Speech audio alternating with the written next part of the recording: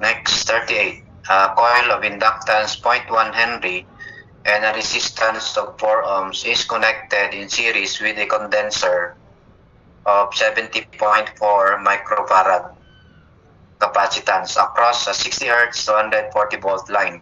How much current will flow on the circuit?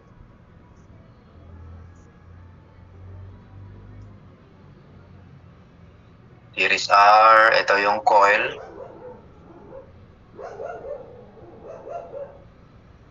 Then in series with a condenser. Condenser is a capacitor when represented in the circuit. This will be C, L, R. Okay. So the unknown is the current. The current is equivalent to the total voltage divided by the impedance magnitude. Okay. The impedance Z is equal to R plus JXL and minus JXC. Then if we get the magnitude, yan.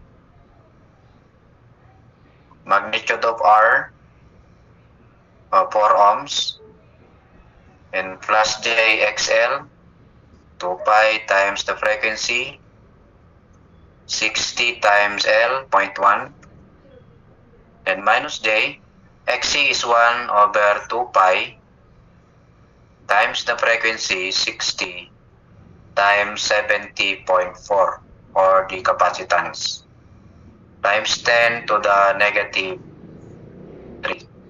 6. Absolute value.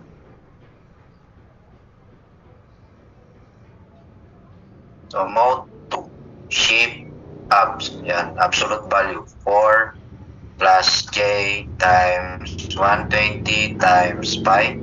120 is 60 times 2 times 0.1 minus J divided by 120 times pi times 70.4 exponent negative 6.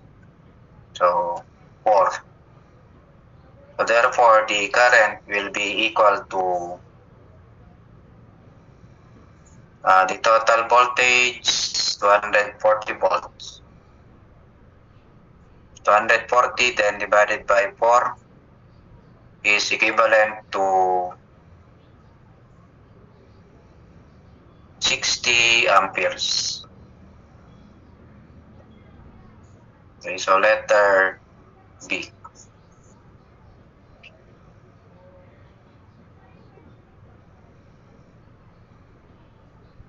So next, 39. An impedance of 100 ohm resistance and an unknown inductance is connected across the capacitor. The resulting impedance is a pure resistance of 500 ohms.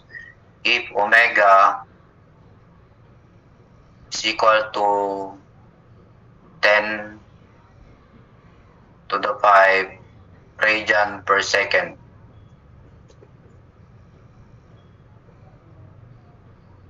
okay. So we have parallel resonance.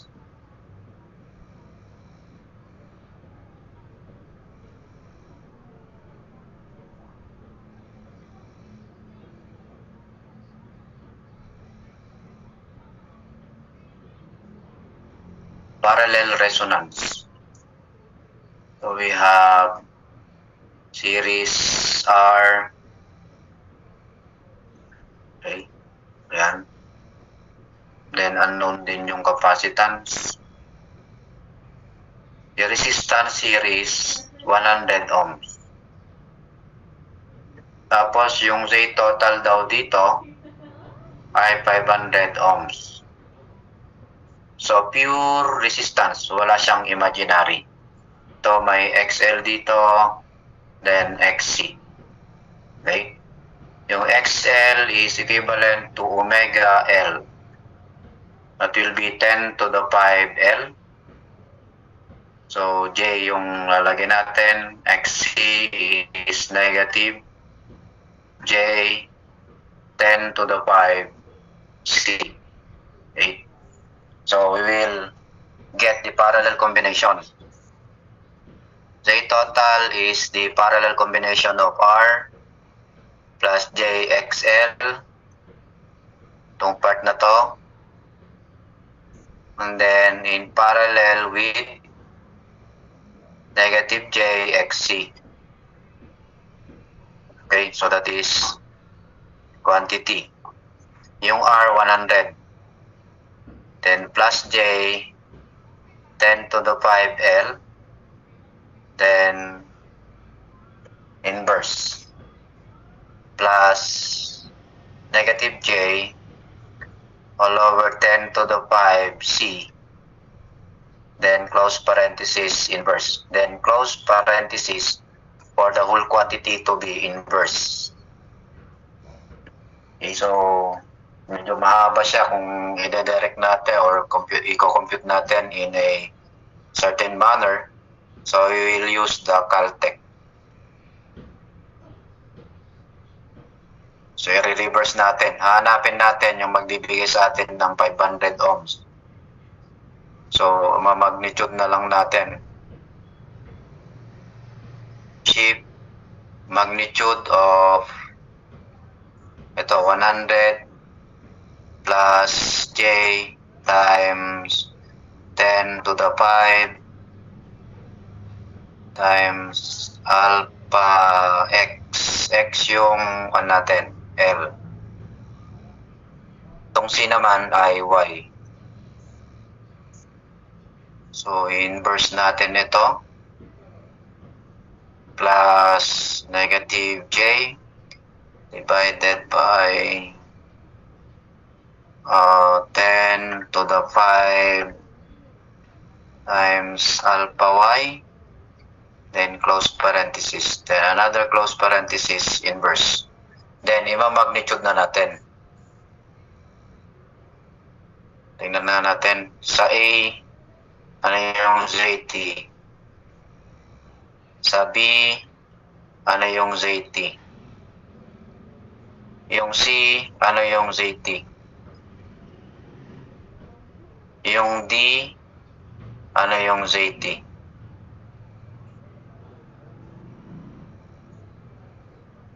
So, press nyo yung calc, tinatanong yung X. Yung X ay L. So, yung 2 millihenries ang ilalagay natin.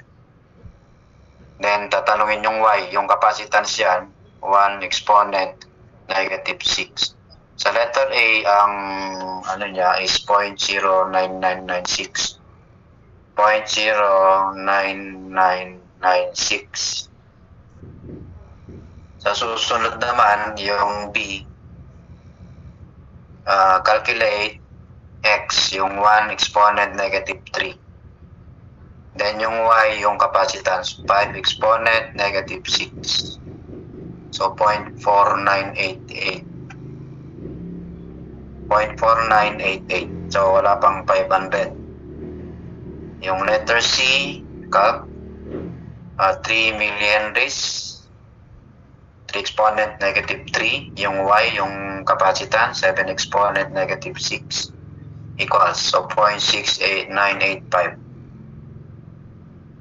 Finally, yung last, calc, 2 exponent negative 3, then 0.04 exponent negative 6. So mali yung aking pagkakalagay.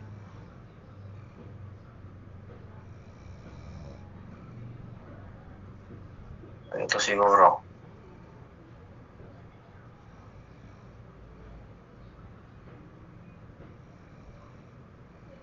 One exponent 5. Baka yun yung ayaw niya. Kaya kamali. 1 exponent 5. Okay, calculate. Sa D nga tayo. 2 exponent negative 3. Then 0.04 exponent negative 6. Medyo mali yung ano ko. Impedance non-inductance is connected across the capacitor. The resulting impedance is a pure resistance.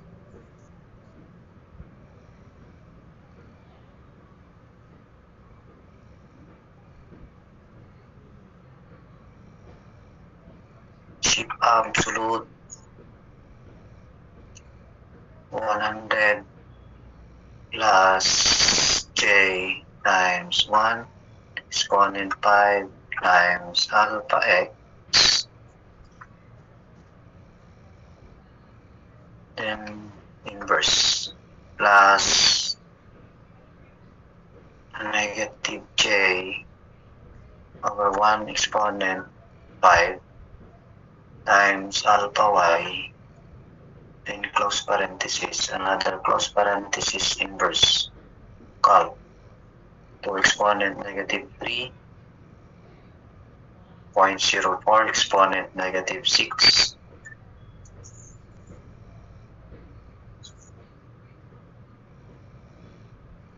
yan, 250.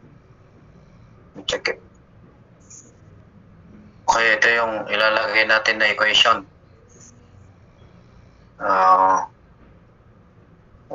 yan. Calc 2 exponent negative 3, then 4 exponent negative or 0.04 exponent negative 6. So yan siya yung 500. Walang sa calculator siguro siya sa A, calculate. Ito yung pipicturean nyo. 2 exponent negative 3, then 1 exponent negative 6. So 10. Sa open and close parenthesis siguro siya nagkamali. Calc 1 exponent negative 3, 5 exponent negative 6. 2 siya. 2.02. Ito naman sa C, calculate 3 exponent negative 3, then 7 exponent negative 6. So 1.435. So ito yung karoon ng 500, no? Calculate 2 exponent negative 3, then 0.04 exponent negative 6. So 500. So ito yung answer. So parallel resonance, so walang imaginary part yung total impedance. So yan yung Caltech niya. Ito yung equation. Yung pag-input 1 over, mas okay yan. Ayun yung inverse. Okay, number 40. Find the value of the impedance which absorbs a complex power of 2,300 volt ampere with a 30 degrees angle at 115 volt RMS. So S is equal to E times I conjugate. That is equivalent to E times E all over J conjugate. Yung E conjugate, yung E naman ay 115 angle 0. Pag kinuha natin yung conjugate niyan, angle 0 pa rin. Okay? So therefore, J is equivalent to E squared divided by S conjugate. So that will be 115 squared divided by 2, 3 angle 30, so magiging negative 30 degrees. So positive pa rin naman. Okay? Yung kanyang real o imaginary part. 115 square divided by 23, angle negative 30. So, yan.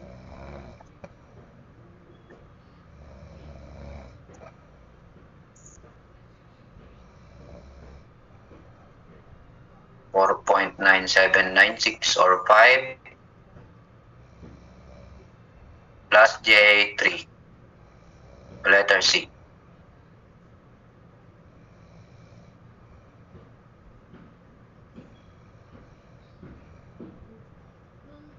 Next, 41. A 10 ohm resistor is connected in parallel to an impedance of J3 plus J4 ohms. Find the circuit power factor. So nakaparallel yung resistance na 10 ohms doon sa impedance na RL 3 plus J4. What is the circuit power factor? So ipaparallel natin to, then kunin natin yung angle. So we have R in parallel with 3 plus J4. So R, the quantity 10 inverse, then plus 3 plus J4, then the quantity inverse, then close parenthesis inverse, then shift to 3 equals, then shift to 3.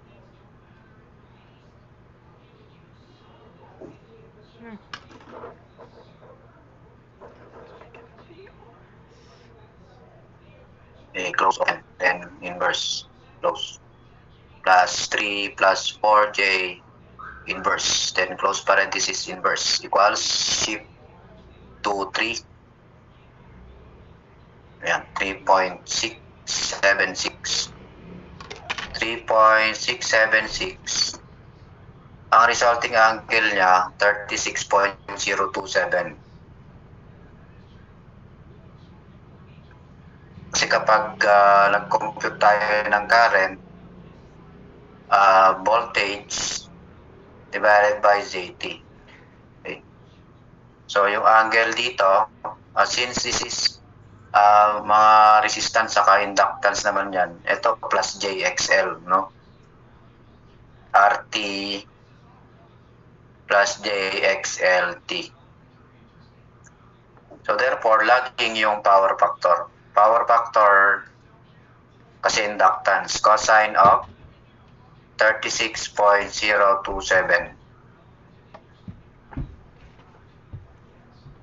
So cosine of 36.027 equals 0.808 or 0.809 lagging.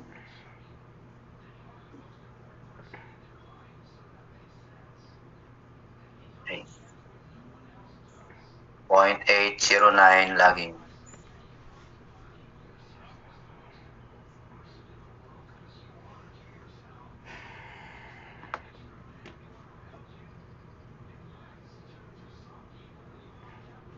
Next, 42. The maximum values of alternating voltage and current are 400 volt and 20 amperes, respectively, in a circuit connected to a 50 Hz supply, and these quantities are sinusoidal. The instantaneous values of the voltage and current, 283 volts and 10 respectively at t is equal to 0, both increasing positively. What is the power factor of the circuit? So, hindi siya nag-start sa ano. Yan.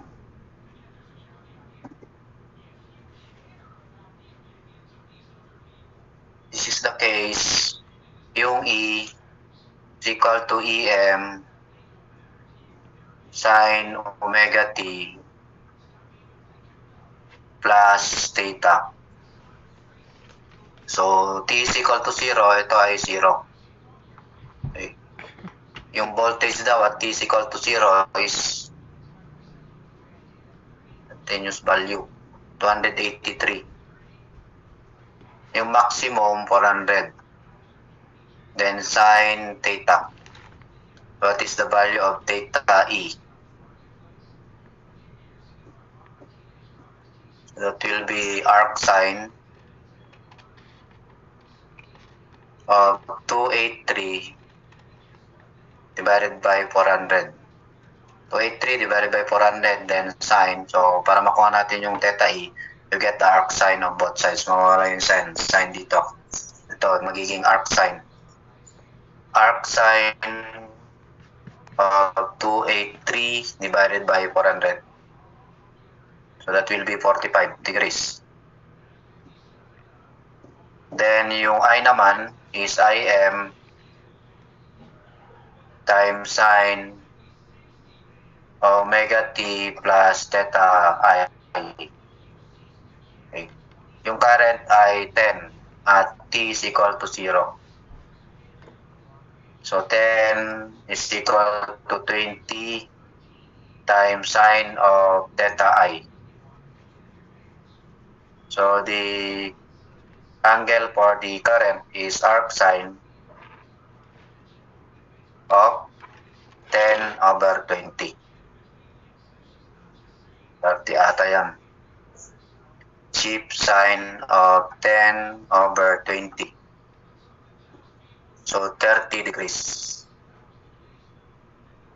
So therefore, the power factor is equal to cosine of the angle difference between the theta E and theta I. So they are 15 degrees apart.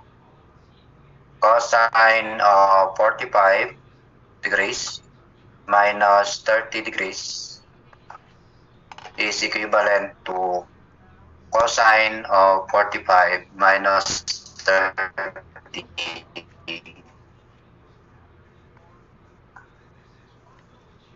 equals, that will be 6. Laging. Kasi si current ay angle 30 lang, yung voltage angle 45.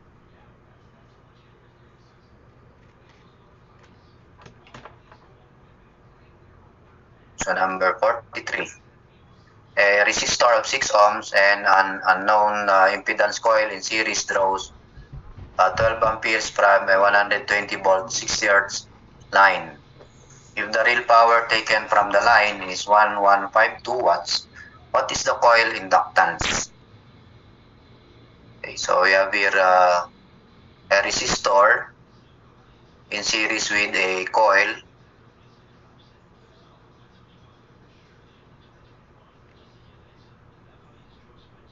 Yan.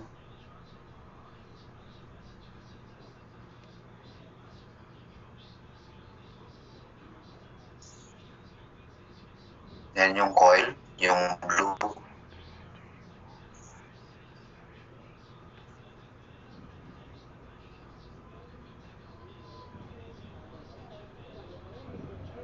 What is the coil inductance? So L ang tinatanong. So the source voltage is 120 volts at 60 hertz line frequency. Yung current daw ay 12 amperes. Yung power drawn is 1152. Paano ulit yung power? So the current squared times the total resistance. So ito yung 6 ohms. Then ito naman yung resistance ng coil. RT is the resistance of the coil. So I think RT lang yung ano natin. So solve na natin.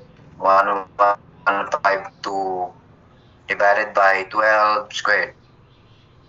The total resistance is 1152 divided by 12 squared is 8 ohms. Then we can also solve for the impedance, that is equivalent to ET divided by our IT. So 120 volts, then divided by 12 amperes is equivalent to 10 ohms. Okay. So yung impedance triangle natin, ito yung R plus RC at is 8. Magsasama yung dalawa. Ito naman yung XL, ito yung ZT. That is 10 ohms. Okay. So what is XL?